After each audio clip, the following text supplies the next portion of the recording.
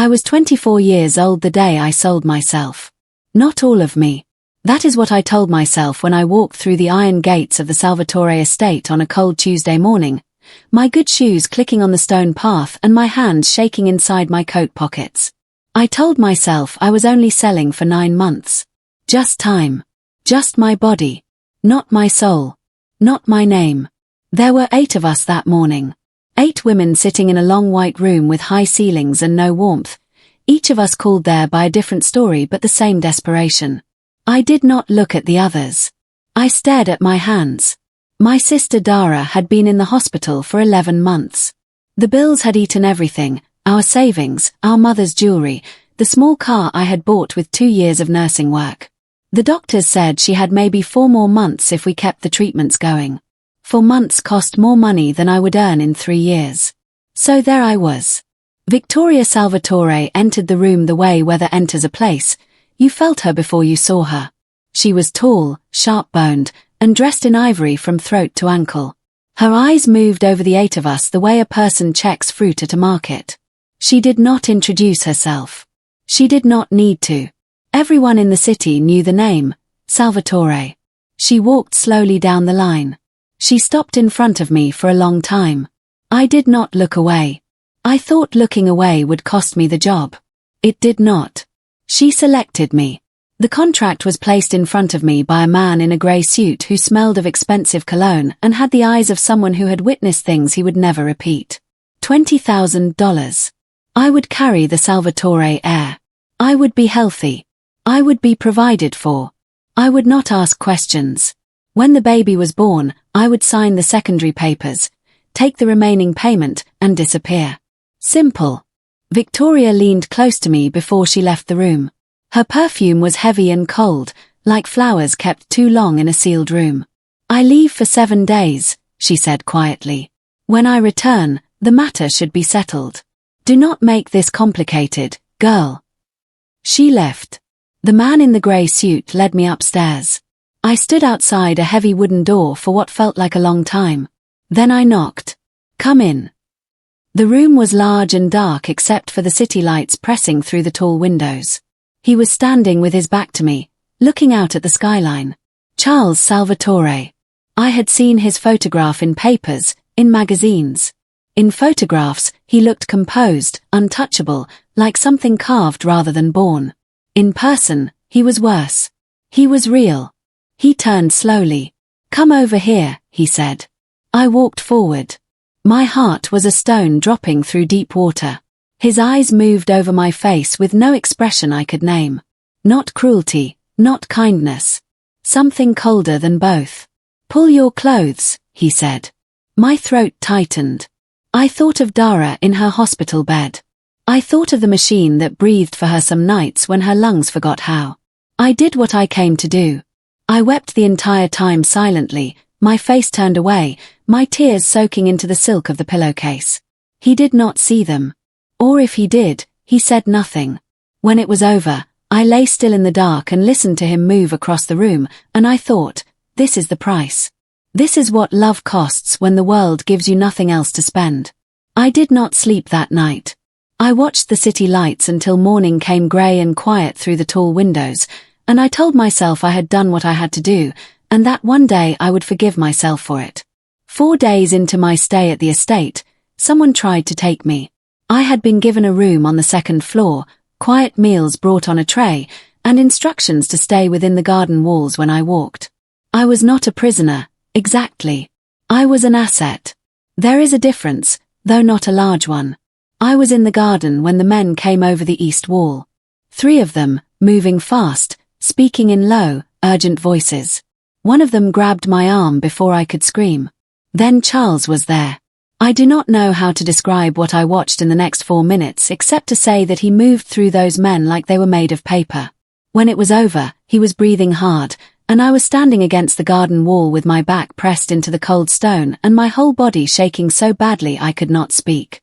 He looked at me across the space between us. Something moved across his face, something quick and human that I had not seen there before. Are you hurt? He said. I shook my head. He walked me inside himself, one hand at my back, not holding me but near enough that I could feel the warmth of it. He did not speak again until we were in the house. The next morning, he was at the breakfast table when I came downstairs. I had not expected that. I stopped in the doorway, and he looked up from his coffee and nodded once at the chair across from him. We ate in silence for a while. Not comfortable silence, but not hostile. More like the silence of two people who are both carrying something heavy and have temporarily set it down in the same room. Then he asked, without looking up from his cup, "Why did you agree to this arrangement?" I set down my fork. I thought about lying. I thought about a clean, simple answer that did not cost me anything. Instead, I said, "My sister is dying. The treatment is keeping her alive. I ran out of money." He looked up. I do not know what he expected me to say. But whatever it was not that.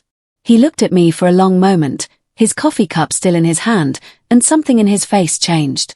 Not softened, exactly. More like, cracked slightly, the way a window cracks before it breaks all the way through. He did not say he was sorry. Men like Charles Salvatore did not say things like that. But he did not look away either. That evening, he came to find me in the library. I was reading, or trying to. He sat in the chair across from me, and we talked for the first time, really talked, about small things at first and then about larger ones. He told me about the estate in the hills where he had grown up. I told him about my mother's cooking. He told me about a book he had read twice. I told him I had always wanted to learn French. He almost smiled. It was so close to a smile that I felt it in my chest. That night was different from the first. We did not speak about what was happening between us, or why, or what it meant.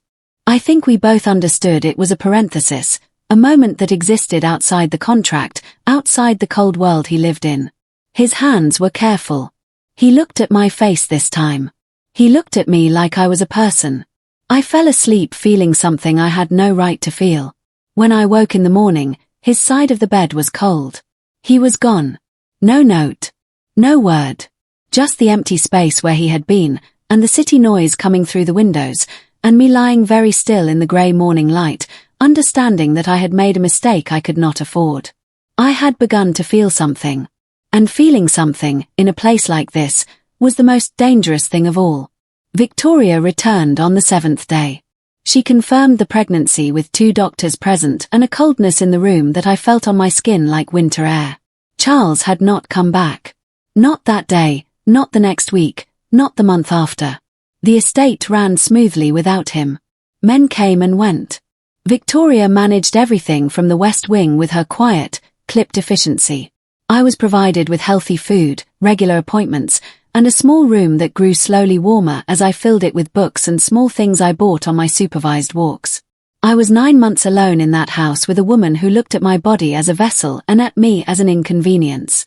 I did not hate her. I tried, sometimes. It would have been easier. But she was always controlled, never directly cruel, and I understood, in the long quiet nights when there was nothing to do but think, that she was desperate in her own way. A woman in a world that measured her worth by what she could produce, marrying a man who needed an heir, her own body having failed her. She was not kind. But she was not a monster either. Just someone who had learned to treat people like solutions to problems. My son was born on a cold Thursday morning in the estate's private clinic. He cried immediately. A sharp, perfect sound that split the room clean open. I turned my head toward it before I could stop myself. I saw the dark hair. The tight curl of his small fist. I reached. The nurse stepped away. Another woman in a white coat intercepted the child. My hands found nothing but air. "It's better this way," Victoria said from across the room, her voice flat and final, like a door closing. "You agreed." I had agreed. In a different life, a different version of myself, a girl who did not yet know what it would feel like to hear him cry. That girl had signed the paper. This one had not been consulted. I signed the final documents with hands that did not feel like my hands. They gave me the rest of the money in a plain envelope. Someone drove me to the bus station. The gates of the Salvatore estate closed behind the car, and I watched them in the rear window until they disappeared. Then I faced forward, and I did not look back again. I pressed my hands flat against my empty stomach, and I did not cry on the bus. I waited until I was alone, truly alone, in a bathroom of a rest stop somewhere on the highway, and then I slid down the wall to the cold tile floor, and I cried until I had nothing left. I thought, I will bury this. I will go forward. I will be someone who survived this. I became that person. It took years. Some days, I was not sure I had fully become her. But I tried. I was 29 when the call came. I had built a quiet, careful life. I worked as a professional caregiver, specializing in complex high-needs cases. The kind of work that required patience and a strong stomach and the ability to be present with people who were in pain. I was good at it. I had learned how to be useful without being visible. I had learned how to pour care into someone else and not ask for any back. The offer came through my agency. A high-profile family. A woman in the late stages of a degenerative illness, bedridden, requiring around-the-clock care. The pay was unlike anything I had been offered before. Enough to finish paying my sister's remaining medical debt and start fresh. I accepted without reading the family name carefully enough. Or maybe some part of me read it and chose not to understand what it meant. I arrived at the estate on a grey October afternoon. The same iron gates. The same stone path. The same cold air. The front doors opened. Charles Salvatore stood in the doorway. We stared at each other. The world went very quiet. 5 years of ordinary days and ordinary effort stacked themselves up between us, and it still was not enough distance. He looked older. Harder. There were lines around his eyes that had not been there before. He was wearing a dark suit, and he was staring at me like I was something he had stopped believing was real. I thought, very clearly, I should turn around and walk back to the car. I did not. Because I needed the money and because I had survived worse than this and because some part of me, the part one had never quite managed to bury, had always known this was not finished. Miss Robert, he said. His voice was exactly the same. Mr. Salvatore, I said. He stepped aside and let me in. Upstairs, in a large, pale room with soft curtains and the hum of medical equipment, was my patient. Victoria Salvatore was a shadow of the woman I remembered. She was thin and still, propped against white pillows, her sharp face reduced by illness to something almost soft.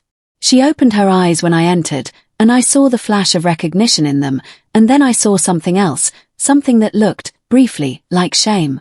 She did not speak. Her voice had grown weak. Most days, she communicated through small movements, through the pressure of her hand.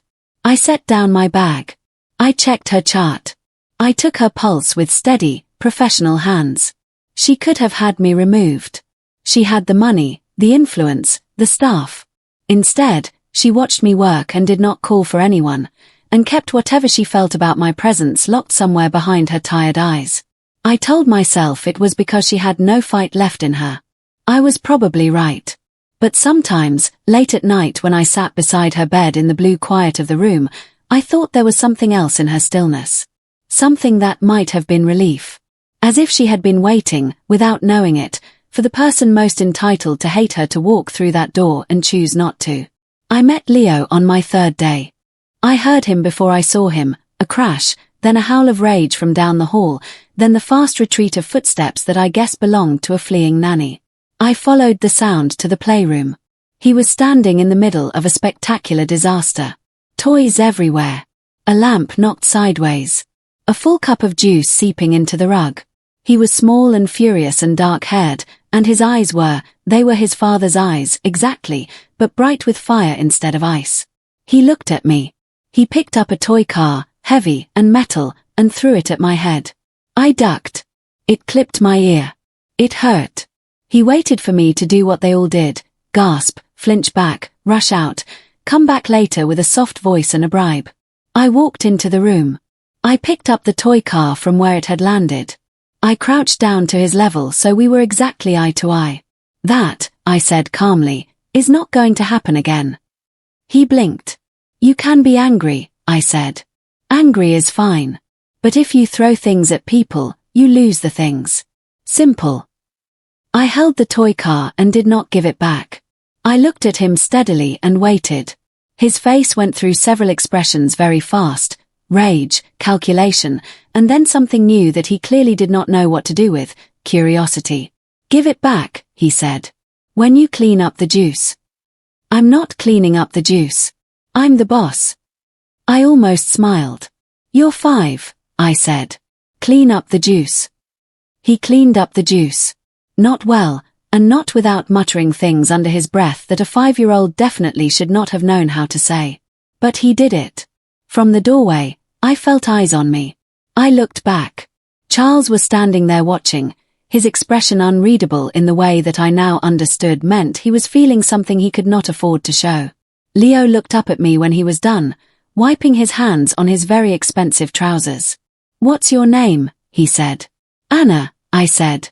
"That's a boring name." "I know," I said. "Pick up the lamp." He picked up the lamp. Leo began finding reasons to be near me. Not all at once. Not in the obvious way children sometimes attach to new people, with open arms and easy trust. Leo was not built that way. He came sideways, the way animals approach something they want but do not yet fully trust. A question here, appearing in the hallway outside his grandmother's room, a long stare from across the dinner table. He did not want to admit that he liked me. So instead, he tested me. He stole my pen and pretended he hadn't. He reported to his father that I had used the wrong mug in the kitchen. There were apparently very specific mug politics in the Salvatore household. He told me solemnly one afternoon that my hair looked like a bird nest. "Thank you, Leo," I said. "Yours looks like a bird lives in it. We match." He was so surprised by that he laughed. He laughed loudly and unguardedly, the way only children laugh, with their whole bodies. Then he caught himself and walked away with tremendous dignity. I stood in the kitchen after he left and held onto the counter for a moment. My knees were unsteady. He had his father's jaw and my laugh. I had not known that until that moment. I had not let myself picture it. 3 weeks in, he had a nightmare. It was 2 a.m, and I heard him through the wall of the room next to Victoria's. I went in before I thought about it, before I could remind myself to keep the professional distance I was supposed to keep. He was sitting up in his bed, shaking, face wet. I sat beside him. I did not ask what the nightmare was about. I began to hum, low and soft, a song with no proper name that I had made up one night during my pregnancy, lying alone in my room at this same estate, singing quietly to the weight of him inside me. Leo stopped shaking within 2 minutes. He was asleep within 5, curled on his side, one hand close to my knee. I sat in the dark for a long time, not moving. When I finally stood to leave, Charles was in the doorway. I do not know how long he had been there. His face was broken open in a way I had never seen before, not sad, not angry, but something larger than both. He looked like a man watching something he had given away come back to him in a form he had not been prepared for. "How did you know that would work?" he said, very quietly, so as not to wake Leo. I looked at him across the dim room. "I just knew," I said. I walked past him into the hall. He caught my arm, not hard, just enough that I stopped. We were very close in the narrow hallway. I could feel the warmth of him and the tension in his hand and the weight of 5 years sitting between us like a third person. "Anna," he said. His voice was low and rough, like the word had been waiting a long time to be said. "Don't," I said. He let go. I went back to my room, and I sat on the edge of my bed in the dark, and I pressed my hands together, and I breathed slowly until my heart stopped hammering. I was not going to do this. I was not going to feel this. I had survived it once. I was not strong enough to survive it twice. Marco arrived on a Wednesday. He was Charles's oldest friend, tall, easy-smiling, with the kind of warmth that Charles had never quite learned. He filled a room with noise and laughter and had strong opinions about coffee and football and the correct way to fold a napkin. He was, in short, the opposite of everything in this house. He was also very interested in me. It started with small things. He found reasons to be in whichever room I was in. He brought me coffee without being asked exactly how I took it, which meant he had been paying attention. He told me stories about Charles as a boy that made me picture a younger, less armored version of the man I knew, and I was not grateful to him for that. One morning, he asked Charles, in front of me, whether he had any objections to Marco spending time with the lovely Miss Robert. Charles went very still. Something moved across his face that was gone before I could read it properly. Then he said, "None," in a flat, pleasant voice, and went back to his newspaper. Marco beamed. I said nothing.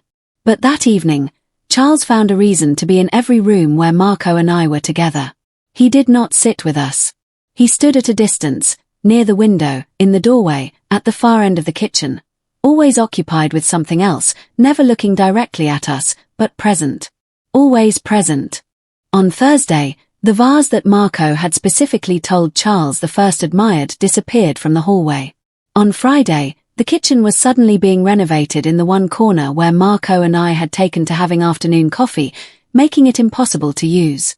On Saturday, Charles had urgent business to discuss with Marco for approximately 4 hours, which covered the entire afternoon. Marco had suggested we go for a walk. I said nothing about any of it. But on Saturday evening, when I passed Charles in the hallway, and he looked at me with that flat, controlled expression, I stopped walking and looked back at him and said, very quietly, "The vase, Charles." He said nothing. "It was a good vase," I said. I kept walking. Behind me, I could have sworn I heard the smallest sound. It might have been him exhaling. It might have been something like a laugh. Victoria declined quickly in November. She had been fading the whole time I was there, but in November, the speed of it changed. There were more machines. There were quieter mornings. Leo stopped throwing things and started creeping into her room in the afternoons, sitting at the foot of her bed with a book, not reading it, just being present in the way children are when they understand something without having words for it. I watched the two of them sometimes from the doorway. The cold woman and the wild little boy who had grown up in her careful hands. There was love there, bent and complicated and filtered through years of guilt, but real. She called Charles and me together one evening near the end of the month. The room was quiet and blue and smelled of the lavender oil I used on her hands during my morning care. She looked small against the white pillows. She looked at me for a long time before she spoke. Her voice, when it came, was thin and careful, like a thread pulled too tight. "I know," she said, "what I took from you." I sat still. "I was afraid," she said. "I thought if I could, if there was an heir, Charles would, the family would." She stopped. Her eyes closed. "It does not matter now what I thought. It was wrong. What I did to you was wrong." I looked at her, at this woman who had stood in a white room and selected me like a piece of furniture, who had been in the room when they took my son from my arms, who had watched me sign the paper with shaking hands and said nothing. I thought about the 1,000 ways I had imagined this moment over 5 years. The things I would say. The cold precision with which I would lay out everything she had done. Instead, what I felt was tired. Just deeply, genuinely tired. "I know," I said. She opened her eyes. "I'm not going to tell you it's fine," I said. "It wasn't fine. It will never be fine." I paused. "But I'm not going to make your last weeks about my anger either. That's not who I want to be." She looked at me for a long time. Then, very slowly, she reached out her hand. I took it. She died 4 days later, quietly, in the early morning, with the machines beeping softly and the November light just beginning in the windows. I was the one sitting with her. I held her hand until it was over, and then I sat a little longer, and then I went to find Charles. He was already awake. Standing at the window at the end of the hall, fully dressed, like he had been waiting for the news. I told him. He nodded once. He did not cry, not then, not in front of me. But he pressed one hand briefly against the wall beside the window and stayed that way for a moment, and I understood that whatever Victoria had been to him, cold, calculated, chosen by duty, she had also been present. For 20 years, she had been present. Grief is complicated in families like this. I was learning that. Leo found the papers 3 weeks after the funeral. He had lost a toy, a small red car, one of his favorites, which he had named Gerald and was unreasonably devoted to. He was searching Charles' study for it because he had a theory that Gerald had rolled under the big desk.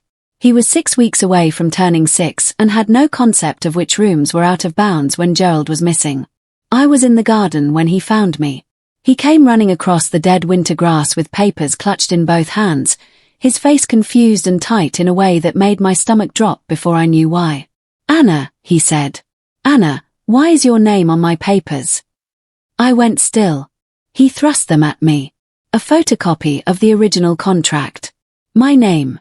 My photograph, 5 years younger, was taken that first week at the estate. And at the bottom, the section that lists biological parentage. I sat down on the cold garden bench. My legs had stopped working properly. Leo climbed up beside me. He was looking at my face very carefully in the serious way he had when something mattered to him. "Are you my mum?" he said. The word hit me like cold water. I had not allowed myself that word in 5 years. I had trained myself out of it. I had been careful and disciplined, and I had survived. I looked at my son's face, his dark eyes, my cheekbones, his father's stubborn jaw, and every careful wall I had built for 5 years came down all at once. I pulled him into my arms. He went stiff for a half second, surprised, and then he leaned in, this difficult, stubborn, funny, fierce little boy, and he let me hold him, and he smelled of grass and biscuits and that particular warmth that only belongs to children. "Yes," I said into his hair. "I'm your mum." He was quiet for a moment. Then, "Why didn't you say so?" I laughed. It was a broken sound, half sob, half real. "It's a long story, Leo." "I like long stories," he said, his voice muffled against my shoulder. "I know," I said. "I know you do." I held him there in the cold garden for a long time. I did not look up until I felt the changed quality of the air, which meant someone had come outside. Charles stood on the stone step, watching us. He had the papers in one hand. He must have noticed them missing from the study. We looked at each other over the top of Leo's head. There were no words big enough for what was in that moment. There never would be. So we did not try for them. I packed my bag that evening. I was methodical about it. I folded everything neatly. I told myself this was the correct thing to do: leave cleanly, leave with dignity, negotiate through proper channels for access to Leo. I was thinking very practically about what a lawyer would cost, how I would explain the situation, and whether my agency would give me a reference after I resigned from this position without notice. I was in the hallway with my bag when Charles appeared at the bottom of the stairs. He did not speak. He just stood there looking up at me, and his face had none of its usual armor. He looked like a man at the end of a very long road who had arrived somewhere and found it was not what he had been walking toward. "Anna," he said. "I'm not running," I said. "I'll get a lawyer. I'll do this properly. I just can't stay." "I know why you're leaving," he said. I stopped. "You think I'll use everything I have to box you out," he said. "You think you'll become another arrangement. Another contract." He came up 2 steps. "You think I don't know how to want something without trying to own it?" I said nothing. "You're right," he said. "I didn't know how. For a long time, I didn't know how." He came up the rest of the stairs and stopped in front of me, close enough that I had to look up to see his face. "Anna, I looked for you." I went very still. After the merger fell apart that year, after Victoria, I looked. My people spent 8 months. His jaw was tight. "You had disappeared well." "I was trying to survive," I said. I know that now." He looked at me, really looked, the way he had looked at me that second night 5 years ago when we had been 2 people instead of a contract and its terms. I have been living in a house with my son for 5 years, and he has been angry and difficult and closed off, and I did not know how to reach him. You walked in, and in 2 weeks, he cleaned up the juice. I almost smiled despite myself. "He laughed," Charles said. I heard him laugh from down the hall. I had not heard him laugh like that before. His voice got quiet. "Anna, I spent 20 years learning how to take what I needed and call it making decisions.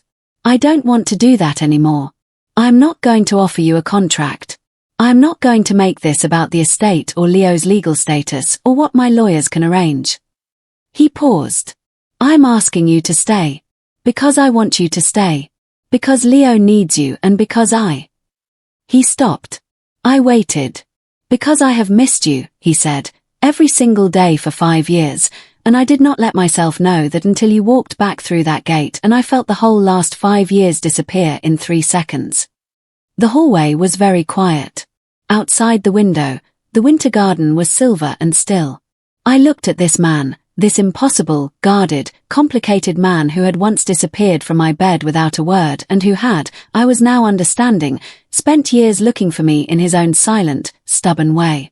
Leo called me Mum today, I said. Something in his face broke open very gently. I know, he said.